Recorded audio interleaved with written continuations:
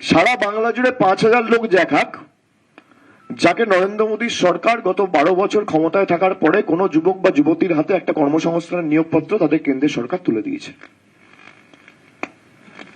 যা প্রতিশ্রুতি দিয়েছে একই জিনিস দিল্লিতে বলেছিল, যুবক যুবতীদের হাতে আমরা 3,000 টাকা করে দেবো। আপনাদের অন্য জায়গায় সরকার আছে না? আসামে আছে না? আসামে দিন, ত্রিপুরায় আছে, পাশে বিহার, রাজস্থানে আছে, ইউপিতে আছে, ঝাড়খণ্ডে আছে, গুজরাটে আছে, ছত্তিশগড়ে আছে, অরুণাচলে আছে, একাধিক রাজ্যে এনডিএ সরকার।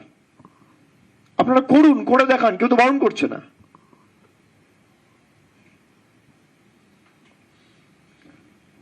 এরপর তারা বলেছে মহিলাদের নিরাপত্তার জন্য থাকবে বিশেষ মহিলা পুলিশ ব্যাটালিয়ন, দুর্গা সুরক্ষা স্কোয়াড।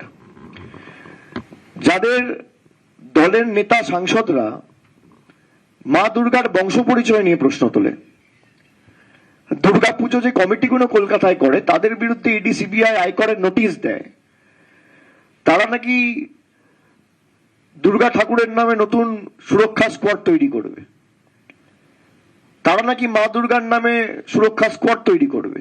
তাহলে যে নেতাগুলো মা দুর্গার বংশ পরিচয় নিয়ে প্রশ্ন করেছিল তারাই এই নির্বাচনে আবার টিকিট পেল কি করে? তারা এই নির্বাচনেও আপনাদের দল কেন টিকিট দিল তাদেরকে? আপনাদের সরকারই তো কলকাতায় যত পুজো কমিটি রয়েছে সবার বিরুদ্ধে আয়কর নোটিশ দিয়েছিল তৃণমূলকে জব্দ করবে বলে। আপনি বলেছিলেন নারায়ণী ব্যাটালিয়ন করবেন আজ থেকে 10 বছর আগে, প্রধানমন্ত্রী নিজে এসে বলেছিল, হয়েছে কুচবিহারে।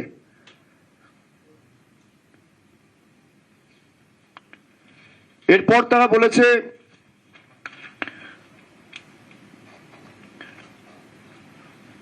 মহিলাদের স্বাবলম্বী করতে প্রতি মাসে 3,000 টাকা করে আর্থিক সহায়তা প্রদান করা হবে, নতুন জুমলা।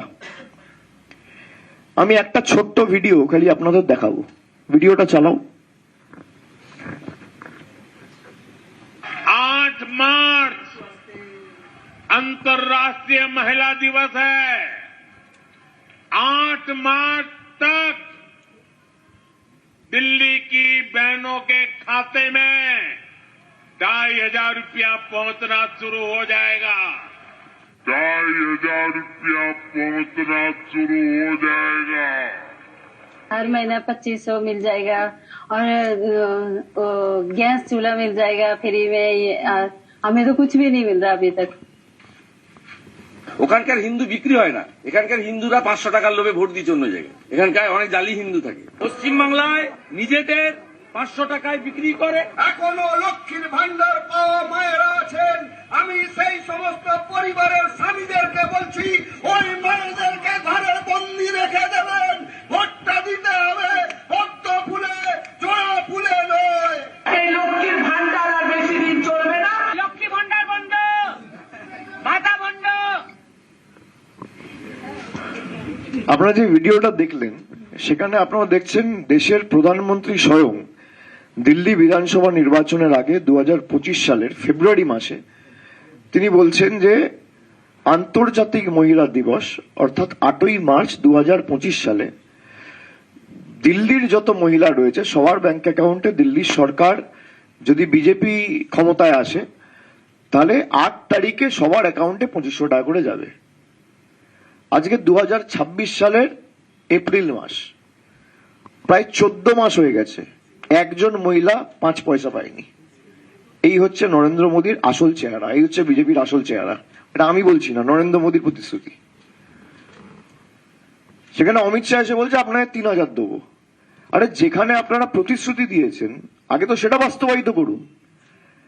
আপনি মহারাষ্ট্রে বলেছিলেন যত মহিলা আছে সবাইকে আমরা 2,000-2,500 করে দেবো।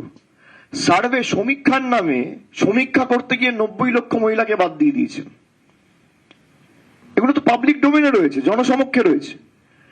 আমাদের সরকার ভারতে একমাত্র রাজ্য সরকার যে বাংলার 2,42,00,000 মহিলাকে পরিবারে একজন থাকলে একজন, 5 জন থাকলে 5 জন, 10 জন থাকলে 10 জন, নো কোয়েশ্চেন আস্কড, কোনো এলিজিবিলিটি ক্রাইটেরিয়া ছাড়া, কোনো প্রশ্ন ছাড়া সরাসরি মাসের 3 তারিখ 4 তারিখের মধ্যে তাদের ব্যাংক অ্যাকাউন্টে সাধারণ হলে মাসে 1500 আর তপশিলি জনজাতি হলে মাসে 1700 টাকা দিচ্ছে।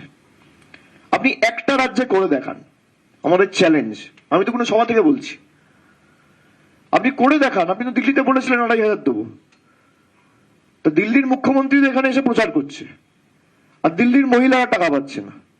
টাকা ছেড়ে দিন, তো বায়ু নিঃশ্বাস নিতে পারছে না। যে সরকার পরিষ্কার বায়ু দিতে পারে না, পরিশুদ্ধ পানীয় জল দিতে পারে না, তারা নাকি 3000 টাকা করে লক্ষ্মীর ভান্ডার দেবে।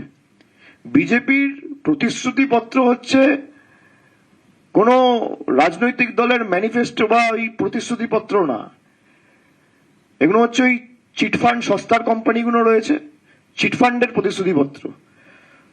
1 লাখ টাকা লাগান 5 লাখ টাকা পাবেন বলে আপনাকেই সর্বশান্ত করে কেটে পড়বে, এই হচ্ছে মোদির গ্যারেন্টি। এদের প্রতিশ্রুতির কোনো দাম নেই। যারা 12 বছর ক্ষমতায় রয়েছে, আমি তো চ্যালেঞ্জ করেছি যে আপনি শ্বেতপত্র প্রকাশ করতে চাইছেন। নরেন্দ্র মোদী নিজে এসে বলেছিল আমরা কোটি কোটি টাকা দিয়েছি বাংলার পশ্চিমবঙ্গ সরকারকে, তা আমি বলেছি শ্বেতপত্রটা প্রকাশ করুন, এখনো তো পারেনি। তো তারা বলছে যুবকদের 3000 দেবো, তাদের নেতারাই বলছে মমতা বন্দ্যোপাধ্যায় যখন 1500 টাকা করে দিয়েছে সেটাকে ভিক্ষা বলছে। টাকার প্রলোভন দিয়ে বাংলার মানুষকে কিনতে এসছেন। এসআইআর করে হয়নি, এজেন্সি দিয়ে হয়নি, ইলেকশন কমিশন লাগিয়ে হয়নি, এখন কি অর্থের বিনিময়ে বাংলার মায়েদের সম্ভ্রম কিনতে এসছেন?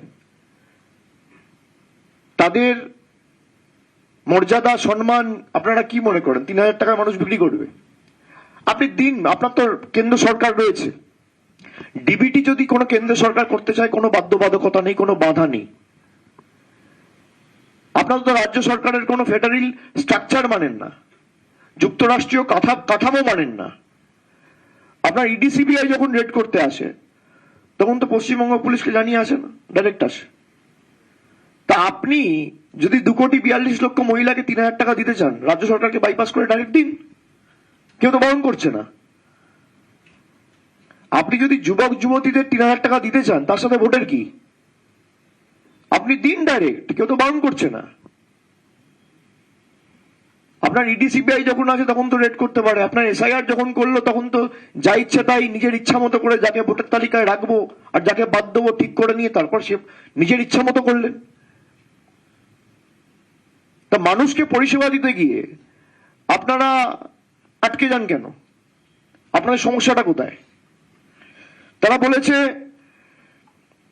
ধান, আলু, আম চাষে বিশেষ সরকারি সাহায্য এবং কৃষকদের জন্য ফসলের ন্যায্য মূল্য সুনিশ্চিত করা হবে।